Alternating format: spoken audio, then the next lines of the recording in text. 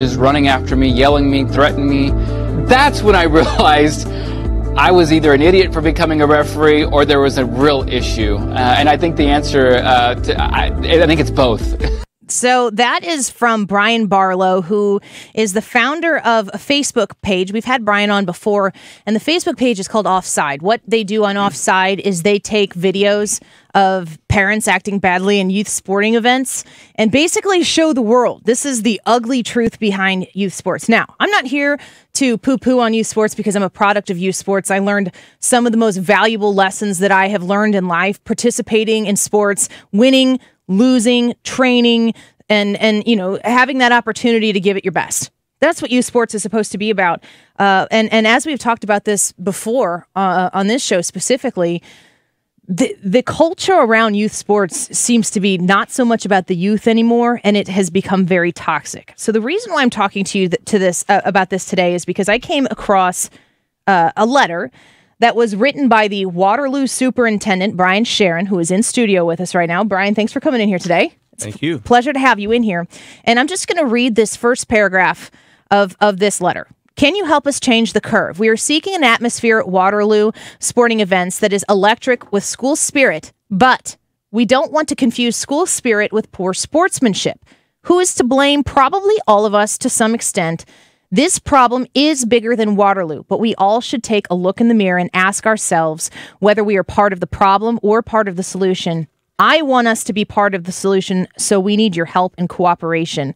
And you go on to say a couple paragraphs down that officials don't like working games in Waterloo. We have the head of an official association. Did I just give you a promotion, Greg Gustafson?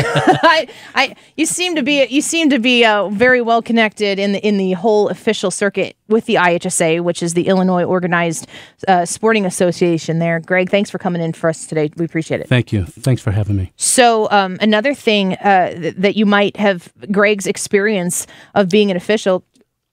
What's Gary, sorry, I've got the wrong name. Gary, yes. I answer to about anything. Gary. Well, it's probably not the worst thing you've been called when you've been on the basketball floor. I mean, as an official myself, I have had this experience. You've had some high-profile experiences as well, officiating.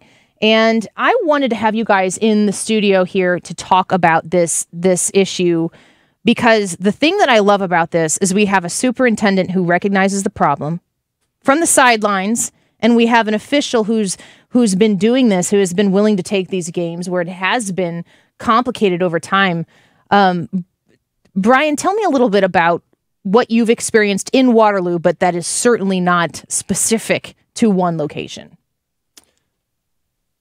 To be very honest with you, the experience that I've had in Waterloo has been a very positive one. And we actually want to create an even larger environment there. We would love it if we were having to monitor ticket sales and sell out the gymnasium at every game.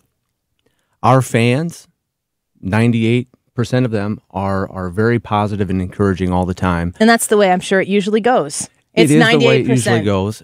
And I don't think this problem is new, but my experience of working in schools as a teacher and coach and principal and superintendent over 23 years, officials like Gary, we become friends with them. And I think parents maybe don't experience that because they are here for the 3 or 4 years. Their kids are going through the program, and they don't know them the way we do. You know, we're preparing their checks and meeting with them before the game, and sometimes at halftime, and asking them how things are going after the game. And we always want them to come back. For me personally, a few of my friends that are officials reached out to me socially, but just mentioned that on a friendship basis that some of the officials don't like coming to Waterloo, and that hurt me personally. And in Waterloo, we're a great community, great school, and I want us to be leaders. And this was an opportunity after Craig Anderson, the executive director of IHSA, put out a letter right at the beginning of the year about this being a shortage of officials, that being a problem statewide.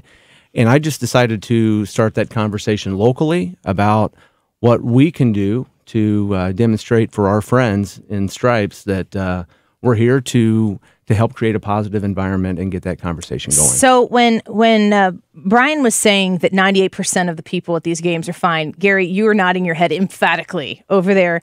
That is a true statement. Most of the games, 90% of the games that we do as officials go with no issues, no problems of any kind. We have noticed a little bit in the last 2 or 3 seasons where things have started to get a little bit more intense, not only with play on the floor and coaches on the sidelines, but fans in the bleachers. And, I signed up for this 44 years ago. I knew what this was all about. I played. And have you had obnoxious parents all 44 years at some point or another? No. To be very honest with you, my wife and I, if I don't have a game on a Friday or a Saturday night or something, we'll go out for dinner or something. Somebody's always stopping by the table and saying, "Hey, no game tonight," know, and they're very friendly, very outgoing. And I always told my wife, if I don't introduce you, it's because I have no idea who I'm talking to. Yeah, the face might be somewhat familiar, maybe from a gym somewhere, but... Right. So what is it, Gary, I'll ask you this question as the official in the room. As a referee and having done it for so long, why is it getting harder and harder to get new people willing to sign up to do this gig? Well, one of the things, I guess, to be very honest about it, is besides being a father, besides being a husband, this is the hardest job I have ever done in my life. Really? It is. My son is 30 years old, and he's just getting ready to finish his 7th season.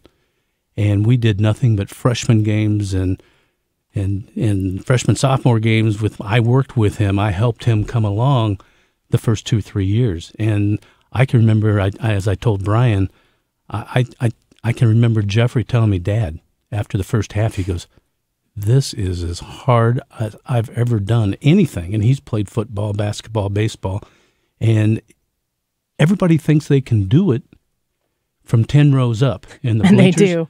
but when they come down on the floor with a whistle in their mouth and they have to make that instantaneous decision, it's pretty uncomfortable until you start to get the hang of it and get comfortable doing it. So yeah, I think that one of the interesting things about officiating is that to have a successful officiating event in any given sport, you want to get out of the gym. You want to enter the gym and get out of the gym almost unnoticed. Under radar is what we call it. Yes, you want to be under the radar. You don't want to ever be part of the story. I mean, tell the NFL officials that. I mean, I can only imagine what every official was thinking watching that, just trying to internalize what that human official, that referee who made a call, who didn't make a call, when you have 42 different angles and super hyper slow motion to review things. Mm-hmm. I mean, the NFL one was pretty bad, but you get to the point where you still have to understand that these are humans who are doing it. And then, just like you're saying, your son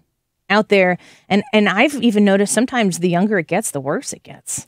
Well, there was a reason why we did freshman and sophomore games. I was the one behind holding him back from doing the smaller kids games, the junior high school games, because that's where we really notice a lot more of the fan participation and not such a positive way. Yeah, for sure. So as a superintendent of the Waterloo School District, Brian, when you sent out this letter, was it positively received? Were people offended by it?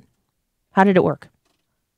I heard of many people that received it in a very positive way. We're very thankful. I did have a few friends that met up with me and wanted to ask if their dad got out of hand at a girls' game. I might know somebody. Apologize for something here and there. Yeah. And I chuckled about that and had to stress that this is really not about any specific incident. And everyone that did come up to me, I told them, I don't even know what you're talking about. This is more just about starting that conversation, trying to develop a positive relationship with the officials, and getting everyone to realize that this is a problem statewide. And I told Gary, we talked ahead of time, and I told him that I'm not going to let officials off the hook here too, that I think everybody that steps into the gymnasium has a responsibility for creating and adding to a positive atmosphere, and everyone's capable of taking away from that too. I think that some of our fans, appropriately so, get frustrated when there's bad calls that are made, and that's just natural. It's human to react that way. But our officials are younger, with not a lot of experience, and even if they're older, that doesn't mean they've got a lot of experience. Absolutely, one of my college roommates just started doing this a year ago, and he's 46 years old. So he's probably really good. I haven't seen him yet. I'm afraid of Gary assigning him to Waterloo because I'm afraid he won't want to come back anymore. Yeah. But after talking with Gary a little bit about this, I started thinking about even my childhood being in junior high.